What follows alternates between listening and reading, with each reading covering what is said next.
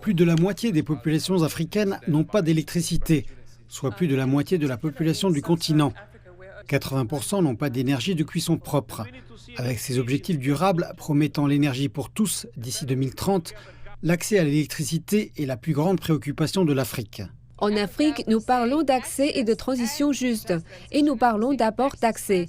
La part des énergies renouvelables dans le mix énergétique africain est de 40,5%, soit la plus élevée au monde, mais nous devons l'augmenter parce que c'est une énergie dont nous disposons sur notre continent et que nous n'avons pas besoin d'importer. L'ensemble du réseau électrique continental ne produit qu'environ 250 gigawatts, une quantité similaire à un fragment de la capacité d'un pays développé.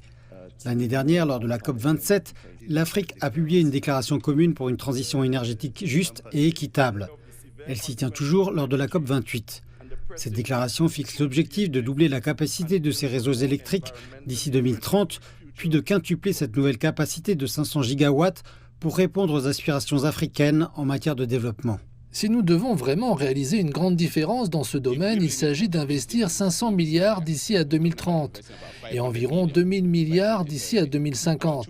Cela représente beaucoup d'argent que nous ne pouvons pas obtenir de sources publiques. Au sens strict, on peut dire que l'Afrique est déjà en situation de zéro émission nette, en ce sens que si l'on considère la population du continent et la quantité d'émissions, on peut dire que l'Afrique contribue à moins de 4% des émissions mondiales. Les dirigeants présents ici à Dubaï appellent à un avenir énergétique défini par l'Afrique et mené par l'Afrique. L'Afrique doit avancer à son propre rythme. L'Afrique a une économie en développement. Nous devons donc faire les choses de manière à ne pas compromettre notre développement économique ou nos objectifs climatiques. Jusqu'à présent, nous avançons à un bon rythme. L'Afrique abritant la plupart des composants bruts des énergies renouvelables, la domestication de la production d'énergie verte pourrait lui permettre d'atteindre à la fois ses objectifs en matière de développement et de climat. Pour l'Afrique, une transition juste signifie que chaque pays peut maintenir son propre mélange de combustibles. Celui-ci sera composé à la fois d'énergie renouvelable et de combustibles fossiles.